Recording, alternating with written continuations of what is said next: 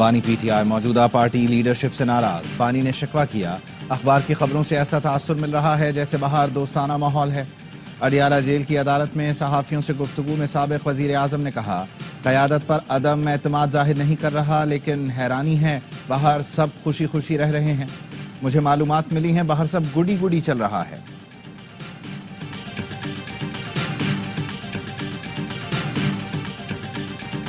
حکومت مذاکرات پر نہ مانی تو ہوگی سول نافرمانی. پی ٹی آئی نے خبردار کر دیا.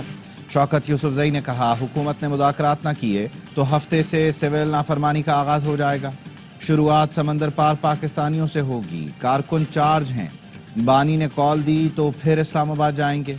حکومتی وزراء مذاکرات کے حوالے سے غیر سنجیدہ بیانات دے رہے ہیں. بانی پی ٹی آئی کی بہن کہتی ہیں مطالبے نہ مانے تو پاکستانیوں کو کال دے چکے, بیرون ملک سے ڈالر بھیجنا بند کر دیں گے. بانی پی ٹی آئی نے کہا ہے ہمیں دیوار سے لگا دیا گیا, کوئی اور راستہ نہیں بچا. بانی نے کہا ہے ہمیں اپنے ادارے پر یقین کو ختم نہیں کرنا, اعتماد کرنا ہے. آپ نے سول نافرمانی کی کال دی ہے, کیسے بات کر لیں؟ پی ٹی آئی نے ریاست پر حملہ کیا, ثبوت موجود ہیں. آپ نے دیکھا کہ کہیں اور سے فیض یاب نہیں ہو سکتے تو نظر آ گیا کہ سیاست کا قبلہ پارلیمان ہے.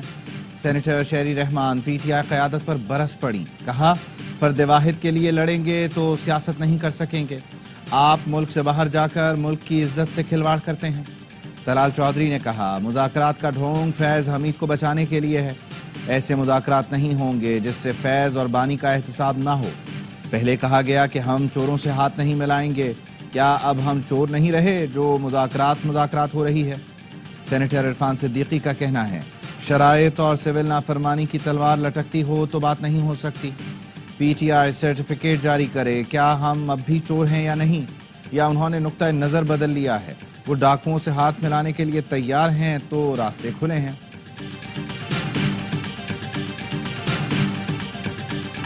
ابھی مذاکرات شروع نہیں ہوئے, قواعد و ضوابط طے ہو رہے ہیں.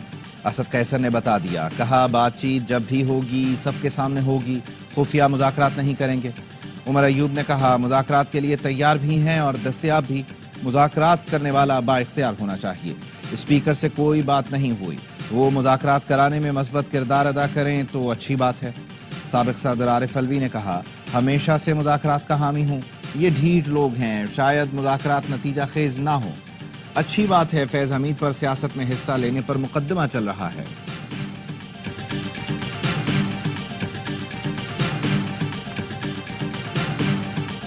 فیض حمید نے بانی پی ٹی آئی کے خلاف شواہد اور ثبوت دے دیے ہیں. فیض حمید کے ٹرائل کے بعد سول نافرمانی کی کال سے بھی ہوا نکل گئی. فیض حمید کا ٹرائل نہیں ہوتا تو پھر بانی پی ٹی آئی, بیگم اور حواریوں کو مشکلات نہ ہوتی. سینیٹر فیصل واوڈہ کہتے ہیں بانی پی ٹی آئی کا ملٹری ٹرائل ہوتا ہے تو میرے لیے حیران کن نہیں ہوگا. پی ٹی آئی قیادت پاؤں پڑی ہوئی ہے کہ بات کر لیں, حکومت اٹھ کر جائے اور ان کو ٹیبل پر لائے. پی ٹی آئی کی جانب سے کچھ دن میں ایک نئی سوشل میڈیا مہم چلائی جائے گی. شام کے قیدیوں کی فوٹیج دکھا کر پاکستان کا ذکر کیا جائے گا.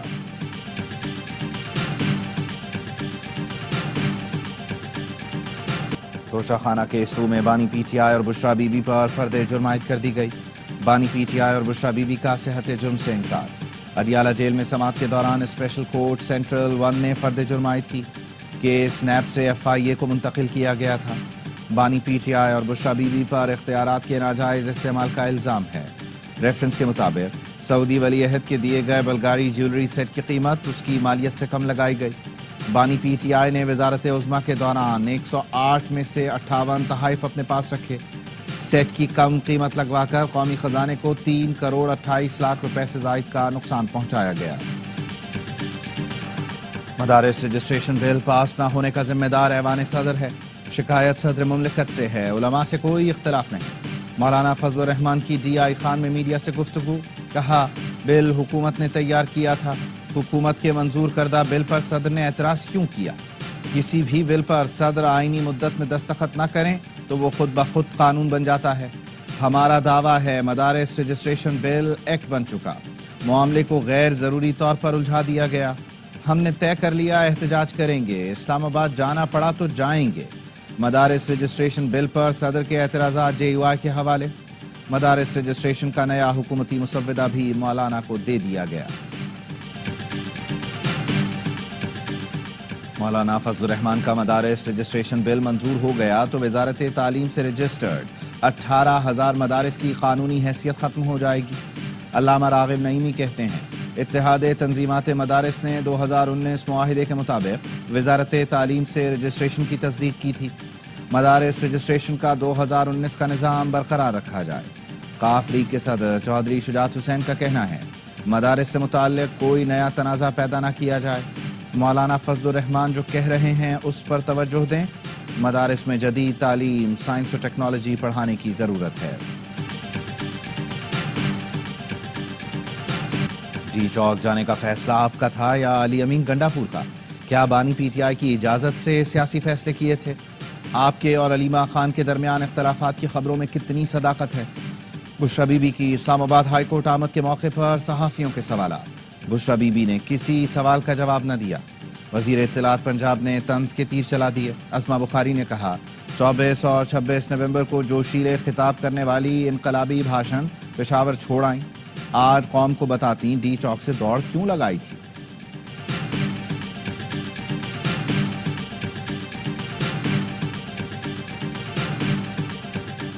تھانہ شادمان جلاؤ گھیراؤ کے مقدمے میں شاہ محمود قریشی، یاسمین راشد سمیت دیگر پر فرد جرم عائد۔ ملزمان نے صحت جرم سے انکار کر دیا۔ لاہور کی انسداد دہشت گردی عدالت نے آئندہ سماعت پر گواہوں کو طلب کر لیا۔ سماعت 19 دسمبر تک ملتوی۔ اے ٹی سی کے جج منظر علی نے کوٹ لکھپت جیل میں سماعت کی۔ عسکری ٹاور جلاؤ گھیراؤ سمیت دیگر مقدمات کی کارروائی 23 دسمبر تک ملتوی۔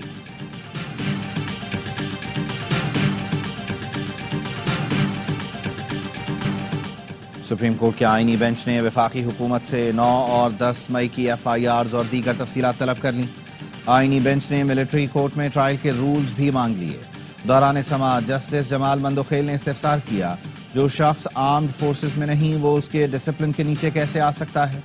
کیا غیر متعلقہ شخص کو ڈسپلن کے نیچے لانا آرٹیکل 8 کی خلاف ورزی نہیں ہوگی؟ اس طرح تو کوئی اکسانے کا سوچے اس پر بھی آرمی ایکٹ کا اطلاق ہوگا۔ ملک میں سب سے بڑا عہدہ صدر پاکستان کا ہے۔ ایوان صدر پر حملہ ہو تو ٹرائل اے ٹی سی میں ہوتا ہے۔ جو شخص آرمی ایکٹ کا سبجیکٹ نہیں اس کو بنیادی حقوق سے کیسے محروم کیا جا سکتا ہے؟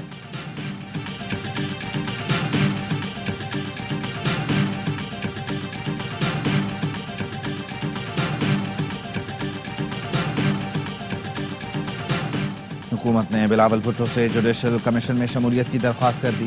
چیئرمین پیپلز پارٹی مشاورت کے بعد جوڈیشل کمیشن میں شمولیت کا فیصلہ کریں گے۔ بلاول بھٹو جوڈیشل کمیشن میں یکساں نمائندگی نہ ملنے پر ناراض تھے، احتجاجاً اپنا نام واپس لے لیا تھا۔ جوڈیشل کمیشن میں 5 ارکان پارلیمنٹ کو شامل کیا گیا ہے۔ حکومت کے 3 اور اپوزیشن کے 2 ارکان شامل ہیں۔ Aqib Javed red ball team کے عبوری ہیڈ کوچ مقرر۔ پی سی بی نے red ball head coach Jason Gillespie کا استعفیٰ منظور کر لیا۔ عاقب جاوید کا پہلا اسائنمنٹ جنوبی افریقہ کے خلاف ٹیسٹ سیریز ہوگی۔ پہلا ٹیسٹ 26 سے 30 دسمبر تک سینچورین میں کھیلا جائے گا۔ جیسن گلسپی نے جنوبی افریقہ جانے سے انکار کرتے ہوئے استعفیٰ دے دیا تھا۔ گلسپی اپنے اسسٹنٹ ٹم نیلسن کے معاہدے میں توسیع نہ دیے جانے پر نالاں تھے۔ سپریم کورٹ نے عادل بازئی کو ڈی سیٹ کرنے کا فیصلہ کالعدم قرار دے دیا۔ الیکشن کمیشن کے طریقہ کار پر کئی سوالات اٹھا دیے۔ جسٹس عقیل عباسی نے ریمارکس دیے بس بڑے صاحب کا خط آ گیا تو بندے کو ڈی سیٹ کر دو، یہ نہیں ہو سکتا۔ جسٹس منصور علی شاہ نے ریمارکس دیے کیا الیکشن کمیشن ایسا ٹرائل کرنے کا حق رکھتا ہے؟ ٹرائل کورٹ کی پاور الیکشن کمیشن کے پاس کہاں سے آ گئے؟ الیکشن کمیشن نے تو بلڈوزر لگایا ہوا ہے۔ جسٹس عائشہ ملک نے استفسار کیا حقائق جانچنے کے لیے کیا انکوائری کی گئی؟ کیا الیکشن کمیشن تمام عدالتوں سے بالا تر ہے؟ آپ کو کسی چیز کی پرواہ نہیں، کیا آپ کسی کو نہیں مانتے؟ الیکشن کمیشن نے نواز شریف کی درخواست پر عادل بازئی کو ڈی سیٹ کیا تھا۔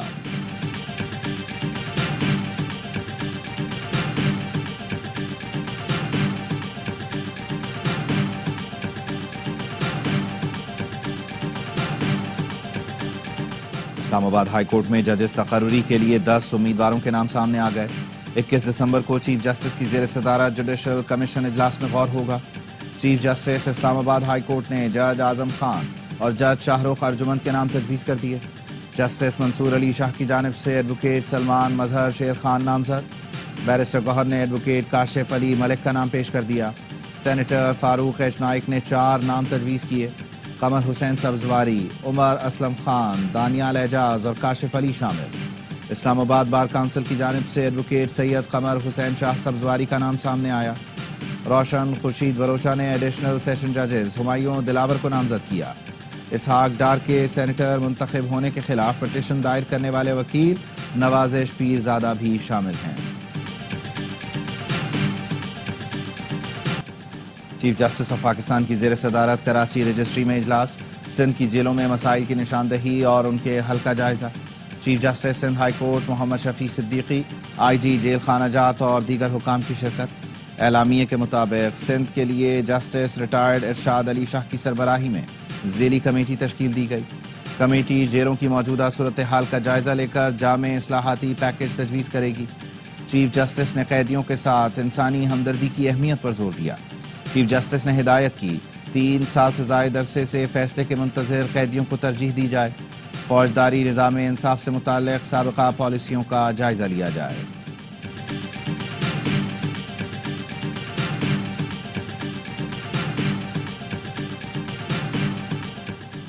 پاکستان اور چین کے درمیان اقتصادی اور تجارتی تعاون کو فروغ دینے کی ضرورت ہے۔ دونوں ملکوں کے عوام بالخصوص سرمایہ کاروں کے درمیان روابط بڑھانا ہوں گے۔ صدر آصف علی زرداری کی بلاول ہاؤس کراچی میں چینی کاروباری وفد سے ملاقات میں گفتگو۔ چینی وفد نے میڈیکل سٹی کے قیام کے لیے $1 ارب کی سرمایہ کاری میں دلچسپی کا اظہار کیا۔ صدر نے کہا پاکستان چینی سرمایہ کاروں کو ہر ممکن سہولت فراہم کرنے کے لیے پرعزم ہے۔ چین نے بڑی تیزی سے ترقی کی، چین کے تجربات سے استفادہ کرنا چاہتے ہیں۔ وزیر اعلیٰ پنجاب مریم نواز کا شنگھائی میں موسمیاتی تبدیلی سے متعلق کانفرنس سے خطاب، کہا پاکستان کو موسمیاتی تبدیلی کے چیلنجز کا سامنا ہے، ماحولیاتی چیلنج سے نمٹنے کے لیے چین کے ساتھ مل کر اقدامات کر رہے ہیں۔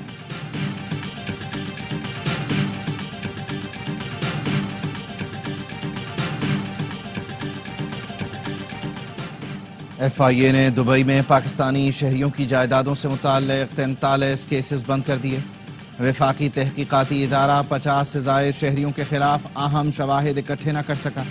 6 سال کی تحقیقات کے بعد کیسز بند کر دیے گئے۔ ذرائع کا کہنا ہے 50 سے زائد شہریوں کا تعلق پنجاب، خیبر پختونخوا اور سندھ سے ہے۔ 2018 میں ایف آئی اے کو تحقیقات کا حکم دیا گیا تھا۔ کراچی پولیس چیف کا چارجڈ پارکنگ مافیا کے خلاف کارروائی کا اعلان۔ جاوید عالم اوڈھو نے کہا شہریوں سے چارجڈ پارکنگ کے نام پر بھتہ نہیں لینے دیں گے۔ کوئی بدماشی کرتا ہے تو پھر پولیس سے زیادہ بدماش کوئی نہیں۔ شہر بھر میں چارجڈ پارکنگ بورڈ آویزہ کیے جائیں گے۔ متعلقہ ادارہ یہ کام نہیں کرتا تو پولیس خود بینرز لگائے گی۔ گوجرانوالہ کے نجی اسکول کے 9ویں جماعت کے طالب علم کی پراسرار ہلاکت۔ پولیس حکام نے بتایا اسکول کے واش روم ایریا کی سی سی ٹی وی ویڈیو میں طالب علم کو کوئی چیز نگلتے اور پانی پیتے دیکھا جا سکتا ہے۔ پوسٹ مارٹم رپورٹ آنے پر حتمی رائے دی جائے گی۔ طالب علم کی بہن نے بتایا اویس نے بے ہوشی کی حالت میں بتایا کہ کلاس میں طبیعت خراب ہوئی تو اسکول انتظامیہ نے کھانے کے لیے گولیاں دیں۔ پولیس نے پرنسپل، اس کے بیٹے اور 3 ساتھی طلباء کے خلاف مقدمہ درج کر کے تحقیقات شروع کر دیں۔ شام میں پھنسے پاکستانیوں کا پہلا قافلہ وطن واپس پہنچ گیا۔ 81 افراد براستہ بیروت اور دبئی، اسلام آباد پہنچ گئے۔ قافلے میں موجود سلمان رضا نے بتایا ہم دمشق کے مضافات میں رہائش پذیر تھے۔ وزیر اعظم کے لبنانی حکومت سے رابطے پر ہماری واپسی ممکن ہوئی۔ زائرین نے بیروت میں پاکستانی سفارت خانے کا شکریہ ادا کیا۔ سابقہ دور میں قیدیوں پر تشدد یا قتل کرنے میں ملوث ہر شخص کو سخت سزا دی جائے گی۔ شام میں بشار الاسد حکومت کا تختہ الٹنے والی حیات التحریر کے سربراہ ابو محمد الجولانی کا کہنا ہے بیرون ملک موجود افراد کی حوالگی کے لیے حکومتوں سے رابطہ کریں گے۔ شام کے 70% رقبے پر جنگجوؤں اور 20% پر سیرینی ڈیموکریٹک فورسز کا قبضہ ہے۔ T20 سیریز میں واپسی کا چیلنج، قومی ٹیم دوسرے مارکے میں جنوبی افریقہ سے آج سینچورین میں ٹکرائے گی۔ پروٹیاز کے دیش میں پاکستان کا فیورٹ گراؤنڈ سینچورین، یہاں 4 میچ کھیلے 4 جیتے۔ اس میدان پر سب سے بڑے انفرادی اسکور کا ریکارڈ بابر اعظم کے پاس، 2021 میں 122 رنز بنائے۔ بیسٹ بالنگ فگرز بھی پاکستانی کے، عمر گل نے 6 رنز دے کر 5 وکٹیں اڑائیں۔ میزبان ٹیم کو 3 میچز کی سیریز میں 1-0 کی برتری حاصل۔ تمام میچ اسپورٹس پر براہ راست دکھائے جا رہے ہیں۔ چیمپئنز ٹرافی پر آئی سی سی کی غیر سنجیدگی، جے شاہ کو چیمپئنز ٹرافی سے زیادہ 2032 کے اولمپکس کی فکر۔ سارے معاملات چھوڑ کر آسٹریلیا پہنچ گئے۔ بھارتی میڈیا کے مطابق جے شاہ برسبن میں اولمپکس کمیٹی کی میٹنگ میں شرکت کریں گے۔ سال 2032 کے اولمپکس گیمز کی میزبانی برسبن میں کرے گا۔ جے شاہ بھارت اور آسٹریلیا کے درمیان تیسرا ٹیسٹ بھی دیکھیں گے۔ چیمپئنز ٹرافی پر تاحال کوئی فیصلہ نہ ہو سکا۔ پہلی ویمنز والی بال چیمپئن شپ 16 دسمبر سے کراچی میں شروع ہوگی۔ ملک بھر سے 60 ٹیموں کے 600 کھلاڑی حصہ لیں گے۔ وزیر اطلاعات سندھ شرجیل انعام میمن کہتے ہیں خوشی کی بات ہے، بڑی تعداد میں کھلاڑی ایکشن میں ہوں گے۔ سندھ حکومت کی جانب سے پورا تعاون حاصل رہے گا۔ ہماری ترجیحات میں خواتین کے حقوق سر فہرست رہے ہیں۔